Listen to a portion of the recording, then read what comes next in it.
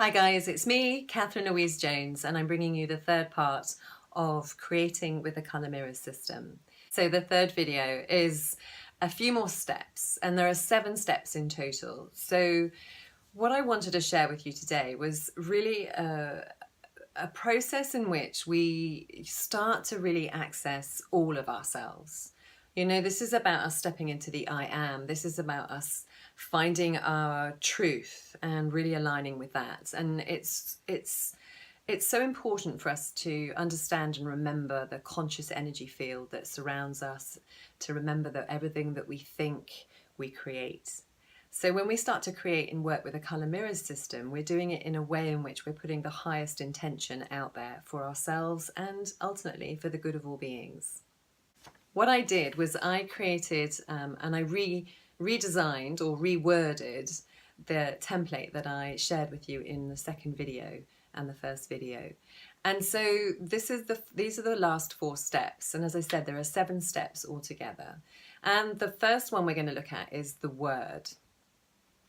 So in the beginning was the word. So why are words important? Well, they're a sound, it's energy, it's a vibration. And I love being able to share about envisioning, because I think when we start to use all of ourselves, we create the image and we start to really envision what it is that we want, but we want to verbalize it now, because sound is frequency, sound is energy, sound healing. I mean, I use it in my work and it's just so profound. So the word is also so important, what we say, how we say it. So in writing it down, what we're doing is we're again putting another energy to it. And we want to be able to energize not just through the vibration and emotion of a feeling, so that the physical body understands, but we also want to do it through a written down word and our voice, because again, it's the physical body coming into alignment with the truth that you're setting out there. You know, repetition is really important. I used to be an actress and I was on stage, and there was no way I would ever not learn my lines. You know, I had a period of time where I went through every single line that I had and I learned it. I knew the stage. I knew where the glass of water was coming. I knew when the doorbell was coming. I knew when every minutiae of detail was going to happen. And the more that I knew it, the more that I embodied it, that when it came to actually performing, I threw it all away. You just let go of it, so that each moment is said as new. Each moment is a reaction to an action. And that was one of the biggest things I learned as an actress, that we are always reacting. We're coming from a reaction because there's something that's appeared. So what we're doing with the written down word is we're affirming it. We're absolutely affirming it. And we're repeating it. And we're feeling it. And then we can let go of attaching to it, so that when we say it each time, then what we're doing is we're really aligning with it. The next stage is step 5 in the process. And so if you look back at the diagram, we started with the word, which is step 4. We're now moving on to step 5, which is feeling. And what do I mean by feeling? A little bit like I meant by energizing, actually. When we chose our first bottle that represented our vision, and we really tuned into the energy of love, we felt the vibration, we felt the energy. And what we're doing with feeling is we're starting to really tune into the physical body. So every cell talks, every neuron, every part of us, our endocrine system, our nervous system, the vagus nerve that travels up the spine. So this is about feeling into your body.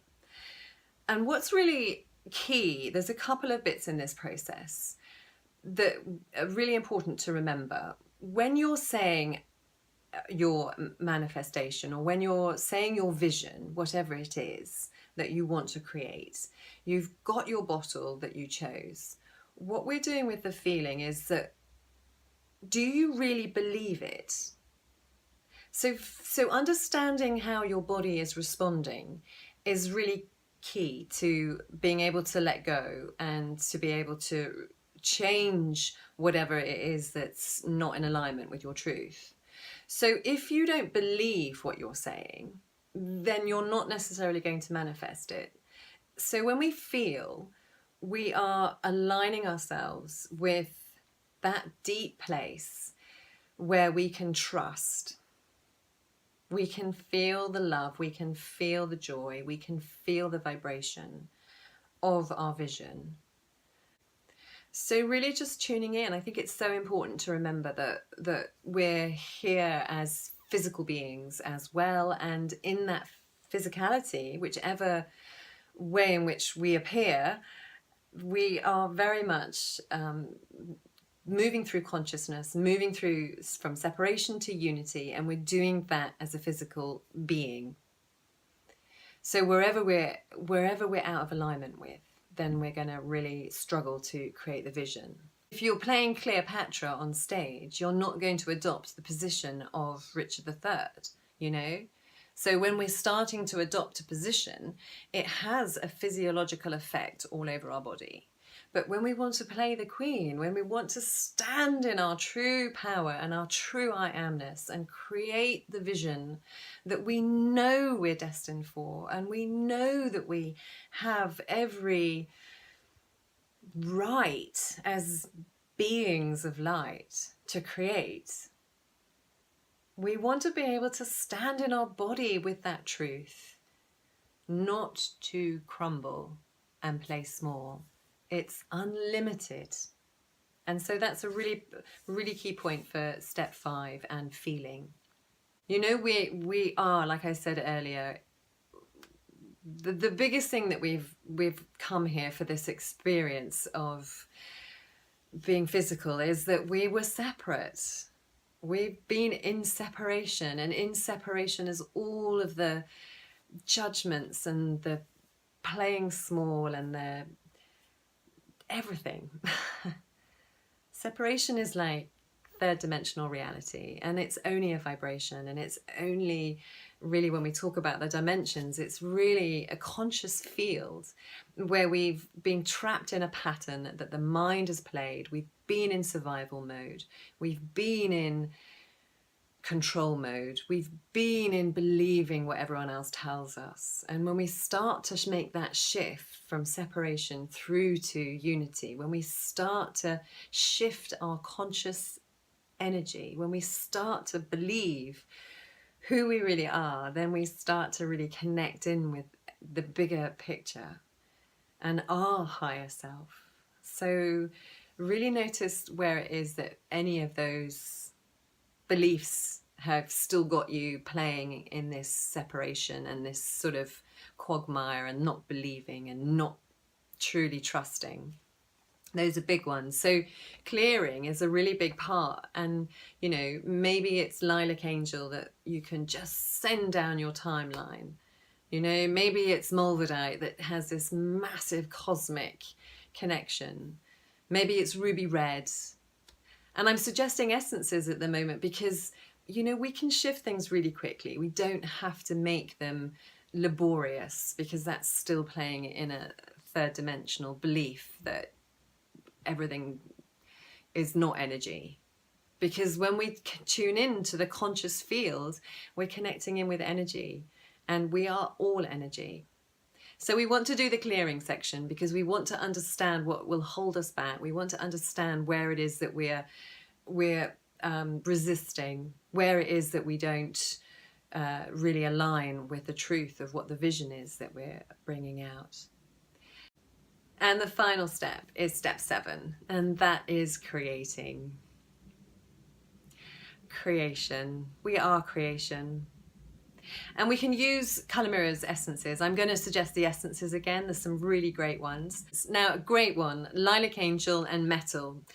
Lilac is a ray of magic and ritual, and metal is alchemy. So when we start to work with holding our vision, and we start to work with being able to really putting it out there and matching our vibration, we can also tune in and use the essences as we're saying our words, as we're meditating over our vision, as we are repeating what it is that we're saying on each moment. We can use the repetition of saying our affirmations, looking at our vision board, and we can spray these every time we do, and we can connect in, because don't forget, smell bypasses the conscious mind. Yeah, we can choose a bottle to create. We can choose a bottle that also represents how we're going to hold ourselves, how we see ourselves, how do we feel as we start to create our vision. What bottle is that? Is it different from your actual vision? We can bath in the bottle. This is about our body and our cells. This is about all of our being getting it, so that we're just aligning and matching with the vibration. Another really great pairing is Yellow Angel and Metatron. So Metatron represents the ascension process. He's the archangel. And Yellow Angel's joy. So we bring those together and we start to energize our vision with the essences and create joy and create abundance, and we create love, and we know it and we start to feel it. So this is really about how do we use the tools of colour and colour mirrors in order to assist us when we're trying to create, when we want to create, not even trying, when we know we can create. And creating is the intention. It's still about holding that. It's really every level. It's like each level that we've gone through is really building on the next, each step that I've shared with you. And creating is all of them together. And the biggest one is gratitude. We know when we create with gratitude, I am so grateful that this is now in my life. I am so grateful that I have chosen to activate my vision. I am so grateful. Thank you for everything that is coming to me. And you can use gratitude all day long, and it will never ever tire, and you're raising your vibration. You're raising your energy field when you do so, all the time. So remember to go through each of the steps and really start to embody your vision, that like it's here now, because it is. It's in your field the moment you start to energize it, the moment you start to bring it to you, call it to you, use the word, vision it, say it, feel it, experience it, love it. The moment we do all of these things, we've already brought it to us. And then we've just keep repeating, keep that energy going, keep the gratitude going. The moment you set the intention that that is going to be something, it will be. And so it is. Namaste. Love and light.